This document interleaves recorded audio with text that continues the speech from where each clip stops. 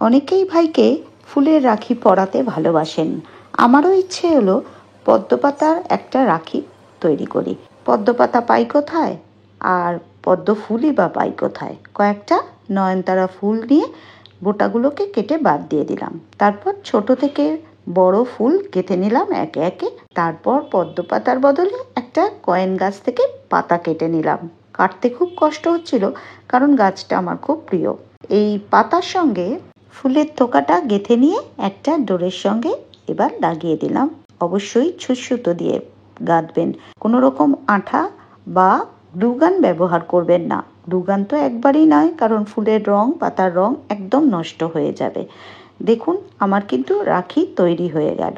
আপনারা যে কোনো ফুল বা পাতা ব্যবহার করতে পারেন, কিন্তু যখন ভাইকে রাখি পরাবেন ঠিক আগেই এই রাখিটা তৈরি করবেন। আগে থেকে তৈরি করে রেখে দেবেন না কিন্তু।